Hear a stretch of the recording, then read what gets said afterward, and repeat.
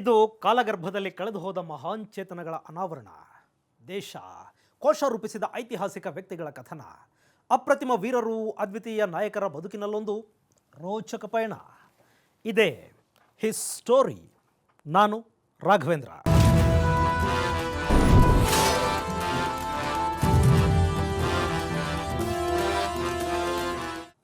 ನಿಜಕ್ಕೂ ಅದೊಂದು ಅದ್ಭುತವಾದ ಕದನ. ಅಲ್ಲಿನ ರಣತಂತ್ರಗಳು, ಆ ಕದನದಲ್ಲಿ ಬಳಕೆಯಾದ ಅತ್ಯಾಧುನಿಕ ಆಯುಧಗಳು, ಆ ಯುದ್ಧವನ್ನು ಭಾರತದ ಚರಿತ್ರೆಯಲ್ಲಿ ಇಂದಿಗೂ ಜೀವಂತವಾಗಿಟ್ಟಿದೆ. ಅಷ್ಟೇ ಅಲ್ಲ, ಆ ಯುದ್ಧ ಒಬ್ಬ ಮಹಾನ್ ದಂಡನಾಯಕನ ಸ್ವಾಭಿಮಾನದ ಪ್ರತೀಕವಾಗಿ ಸಹ ನಮ್ಮ ಕಣ್ಣು ಕಾಣುತ್ತೆ.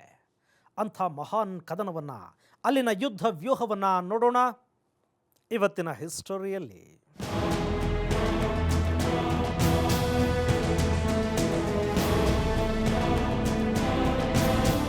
ಮೂರನೇ ಆಂಗ್ಲೋ ಮೈಸೂರು ಕದನ ದಕ್ಷಿಣ ಭಾರತದ ರಾಜಕೀಯದಲ್ಲಿ ಸಾಕಷ್ಟು ಸ್ಥಿತ್ಯಂತರಗಳಿಗೆ ಕಾರಣವಾದ ಮಹಾಸಮರ. ಅಂಥ ಯುದ್ಧ ಕೊನೆಯ ಘಟ್ಟವನ್ನು ತಲುಪಿತು. ಬ್ರಿಟಿಷರು ಹಾಗೂ ಟಿಪ್ಪು ಸುಲ್ತಾನ್ ನಡುವೆ ಎರಡನೇ ಬಾರಿ ಮುಖಾಮುಖಿ ಯುದ್ಧ ಪ್ರಾರಂಭವಾಗಿತ್ತು. ಆಂಗ್ಲರ ಒಕ್ಕೂಟದ ಪಡೆಗಳು ಇಡೀ ಶ್ರೀರಂಗಪಟ್ಟಣವನ್ನು ಮುತ್ತಿಗೆ ಹಾಕಿದ್ರು.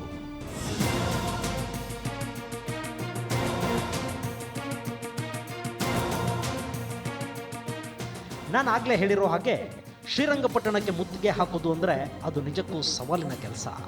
ಹಾಗಿದ್ರೂ ಕಾರ್ನ್ವಾಲಿಸ್ ಸುಮಾರು 6 ತಿಂಗಳ ಸತತ ಪ್ರಯತ್ನದ ನಂತರ ಶ್ರೀರಂಗಪಟ್ಟಣಕ್ಕೆ ಮುತ್ತಿಗೆ ಹಾಕೋದಕ್ಕೆ ಒಂದು ಅತ್ಯದ್ಭುತವಾದ ಪ್ಲಾನ್ ರೆಡಿ ಮಾಡಿದ್ದ.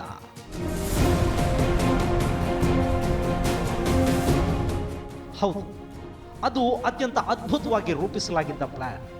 ಅದರಲ್ಲಿ ಶ್ರೀರಂಗಪಟ್ಟಣದ ಸಂಪೂರ್ಣ ಮಾಹಿತಿ ಇತ್ತು. ಆಯಕಟ್ಟಿನ ಜಾಗಗಳು ಯಾವುವು, ಟಿಪ್ಪು ತನ್ನ ಸೈನ್ಯವನ್ನ ಎಲ್ಲೆಲ್ಲಿ ನಿಲ್ಲಿಸಿರ್ತಾನೆ, ಅವನ ಪಾಲಿಗೆ ಸೇಫೆಸ್ಟ್ ಏರಿಯಾ ಯಾವುದು, ಇಡೀ ಕೋಟೆಯಲ್ಲಿ ಬಲಹೀನವಾಗಿರೋ ಸ್ಥಳ ಯಾವುದು ಅನ್ನೋ ಎಲ್ಲ ಮಾಹಿತಿಗಳನ್ನು ಸಂಗ್ರಹಿಸಿ ಕಾರ್ನ್ವಾಲಿಸ್ ಒಂದು ಅದ್ಭುತ ರಣತಂತ್ರವನ್ನು ರೂಪಿಸಿಬಿಟ್ಟಿದ್ದ. ಆ ಪ್ಲಾನ್ನಂತೆ ಶ್ರೀರಂಗಪಟ್ಟಣದ ಸುತ್ತ ಚಕ್ರ ವ್ಯೂಹನೇ ರಚನೆಯಾಗಿ ಹೋಯಿತು.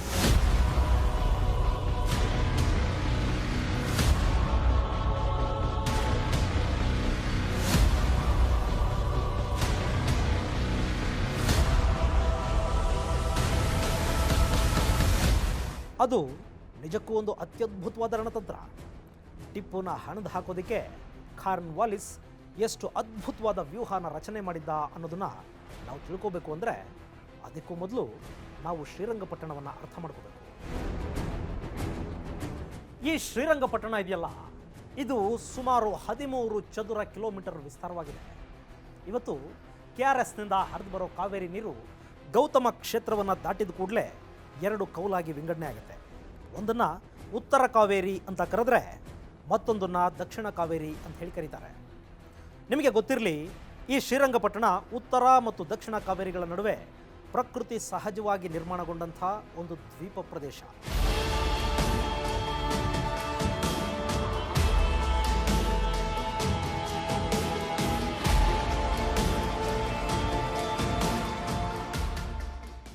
ಈ ಶ್ರೀರಂಗಪಟ್ಟಣದಲ್ಲಿ ಕಾವೇರಿ ನದಿಯ ಪಕ್ಕದಲ್ಲೇ ಟಿಪ್ಪು ಸುಲ್ತಾನ್ನ ಕೋಟೆ ಇತ್ತು. ಅಲ್ಲಿಂದ ಸ್ವಲ್ಪ ಮುಂದೆ ಹೋದರೆ ಗಂಜಾಮ್ ಇದೆ. ಗಂಜಾಮಿಂದ ಇನ್ನೂ ಸ್ವಲ್ಪ ಮುಂದೆ ಹೋದರೆ ಸಿಗೋದು ಲಾಲ್ಬಾಗ್. ನಿಮಗೆ ಇತಿಹಾಸ ಅಂದರೆ ಮೈಸೂರು ಮತ್ತು ಶ್ರೀರಂಗಪಟ್ಟಣದ ಇತಿಹಾಸ ಚೆನ್ನಾಗಿ ಗೊತ್ತಿದೆ ಆದರೆ ಎರಡನೇ ಆಂಗ್ಲೋ ಮೈಸೂರು ಯುದ್ಧವನ್ನು ನೀವು ಮರ್ತಿರೋದಕ್ಕೆ ಸಾಧ್ಯನೇ ಇಲ್ಲ. ಆ ಯುದ್ಧದ ಸಂದರ್ಭದಲ್ಲಿ ಟಿಪ್ಪು ಸುಲ್ತಾನ್ನ ತಂದೆ ಹೈದರ್ ಆಲಿ ಕ್ಯಾನ್ಸರ್ ಉಲ್ಬಣಗೊಂಡು ಸಾವಿಗೀಡಾಗ್ತಾನೆ. ಆ ಹೈದರ್ ಆಲಿಯ ಹೆಣವನ್ನು ದಫನ್ ಮಾಡಿರುವಂಥ ಪ್ರದೇಶ ಲಾಲ್ಬಾಗ್ನಲ್ಲಿದೆ. ಇನ್ನು ಟಿಪ್ಪು ಕೋಟೆ ಇರುವಂಥ ಪ್ರದೇಶಕ್ಕೆ ನಾವು ಬರೋದೇ ಆದರೆ, ಟಿಪ್ಪು ಕೋಟೆಯ ಪ್ರದೇಶದಲ್ಲಿ ನಾವು ಕಾವೇರಿ ನದಿಯಿಂದ ಅಂದರೆ ಗೌತಮ ಕ್ಷೇತ್ರದಲ್ಲಿ ಕಾವೇರಿ ವಿಂಗಡಣೆ ಆಗೋ ಪ್ರದೇಶದಿಂದ ಸ್ವಲ್ಪ ಮುಂದೆ ಬಂದರೆ ನಮಗೆ ಸಿಗುತ್ತೆ ಶ್ರೀ ರಂಗನಾಥ ಸ್ವಾಮಿಯ ದೇವಾಲಯ.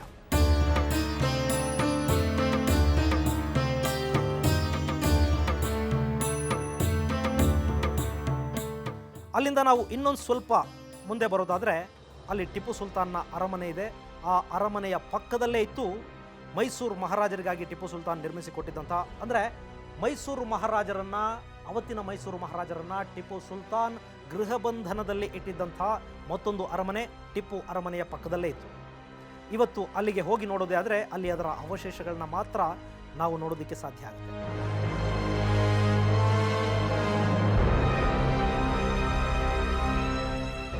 ನೀವಿಲ್ಲಿ ಏನು ನೋಡ್ತಾ ಇದ್ದೀರಿ, ಮೈಸೂರು ಮಹಾರಾಜರನ್ನ ಟಿಪ್ಪು ಗೃಹ ಬಂಧನದಲ್ಲಿ ಇಟ್ಟಿದ್ದಂಥ ಪ್ರದೇಶ. ಇಲ್ಲಿಂದ ಸ್ವಲ್ಪ ಮುಂದಕ್ಕೆ ಬಂದಾಗ ನಮಗೆ ಇಲ್ಲಿ ಸಿಗುತ್ತೆ ಬೆಂಗಳೂರು ಗೇಟ್. ಈ ಬೆಂಗಳೂರು ಗೇಟ್ಗೆ ಬರೋ ಹಾದಿಯಲ್ಲಿ ಇಲ್ಲಿ ನೀವೇನು ನೋಡ್ತಾ ಇದ್ದೀರಿ, ಇದು ಜಾಮಿಯಾ ಮಸ್ಜಿದ್ ಆಗಿತ್ತು. ಇಲ್ಲಿ ನೀವು ನೋಡ್ತಾ ಇದ್ದೀರಿ, ಇದು ಬೆಂಗಳೂರಿನಿಂದ ಮೈಸೂರಿಗೆ ಬರುವಂಥ ಹೆದ್ದಾರಿ. ಇದು ಅವತ್ತಿನ ಮೈಸೂರಿನ ಕೋಟೆಯ ಒಂದು ಚಿತ್ರಣ ಆಗಿತ್ತು. ಇನ್ನು ಸ್ವಲ್ಪ ಇಲ್ಲಿಂದ ಮುಂದೆ ಬರೋದಾದರೆ ಇಲ್ಲಿ ಇದನ್ನು ಮೈಸೂರು ಗೇಟ್ ಅಂತ ಕರಿತಾ ಇದ್ರು. ಈ ಮೈಸೂರು ಗೇಟಿನ ಪಕ್ಕದಲ್ಲಿ ಅಂದರೆ ಈ ಭಾಗದಲ್ಲಿ ಇಲ್ಲಿ ಮತ್ತೊಂದು ಗೇಟ್ ಇತ್ತು. ಅದು ಟಿಪ್ಪು ಸುಲ್ತಾನನ ಆನೆಗಳು ಕೋಟೆಯ ಒಳಗೆ ಬರೋದಕ್ಕೆ ಮತ್ತು ಕೋಟೆಯಿಂದ ಹೊರಗೆ ಬರೋದಕ್ಕೆ ನಿರ್ಮಾಣ ಮಾಡಿದಂಥ ಒಂದು ಬಾಗಿಲಾಗಿತ್ತು. ಇದನ್ನು ಎಲಿಫೆಂಟ್ ಗೇಟ್ ಅಂತ ಹೇಳಿ ಕರೀತಾರೆ.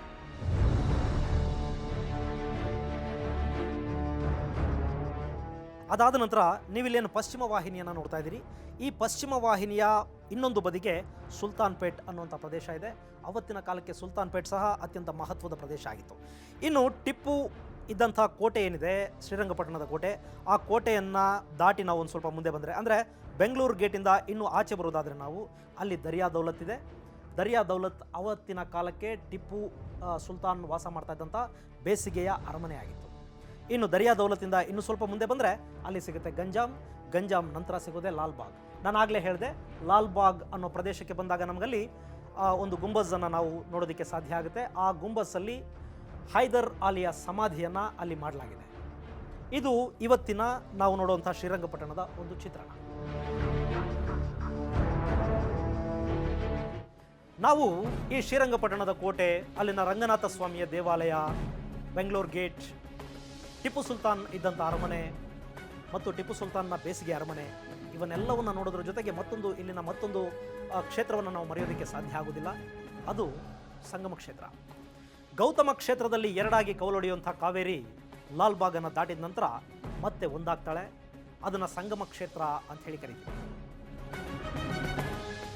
ಶ್ರೀರಂಗಪಟ್ಟಣದ ಕೋಟೆ, ಅಲ್ಲಿನ ಬೆಂಗಳೂರು ಗೇಟು, ಡೆಲ್ಲಿ ಗೇಟು, ಮೈಸೂರು ಗೇಟುಗಳು, ಆನೆಗಳು ಓಡಾಡೋದಕ್ಕೆ ಮಾಡಿದಂಥ ಎಲಿಫೆಂಟ್ ಗೇಟ್ ಮತ್ತು ಶ್ರೀರಂಗಪಟ್ಟಣದ ಸೈನ್ಯ ಎಲ್ಲೆಲ್ಲಿ ನಿಂತ್ಕೊಳ್ತಾ ಇತ್ತು, ಎಲ್ಲೆಲ್ಲಿ ಟಿಪ್ಪು ಸುಲ್ತಾನ್ನ ಆರ್ಟಿಲರಿ ಇತ್ತು, ಈ ಬಗ್ಗೆ ಸಮಗ್ರವಾಗಿ ಅಧ್ಯಯನ ಮಾಡಿಸಿ ಕಾರ್ನ್ವಾಲಿಸ್ ಒಂದು ಅತ್ಯದ್ಭುತವಾದಂಥ ಒಂದು ಮ್ಯಾಪನ್ನು ಮಾಡಿಸ್ತಾನೆ. ಅದೆಲ್ಲ ಮಾಹಿತಿಯನ್ನು ತಗೊಂಡು ಎಲ್ಲೆಲ್ಲಿ ಏನೇನನ್ನ ಅಲ್ಲಿ ಅಳವಡಿಸಲಾಗಿದೆ ಅನ್ನೋದನ್ನೆಲ್ಲ ಅರ್ಥ ಮಾಡಿಕೊಂಡು ಶ್ರೀರಂಗಪಟ್ಟಣ ಕೋಟೆಯ ಅತ್ಯಂತ ಬಲಿಷ್ಠ ಜಾಗ ಯಾವುದು, ಅಲ್ಲಿನ ಅತ್ಯಂತ ಬಲಹೀನವಾದಂಥ ಜಾಗ ಯಾವುದು ಅನ್ನೋದನ್ನು ಕೂಡ ಅರ್ಥ ಮಾಡ್ಕೊಂಡ ನಂತರನೇ ಅವನು ಟಿಪ್ಪು ಸುಲ್ತಾನನ್ನ ಹಣಿಯೋದಕ್ಕೆ ಒಂದು ಅತ್ಯದ್ಭುತವಾದಂಥ ಒಂದು ಪ್ಲಾನನ್ನು ರೂಪಿಸ್ತಾನೆ.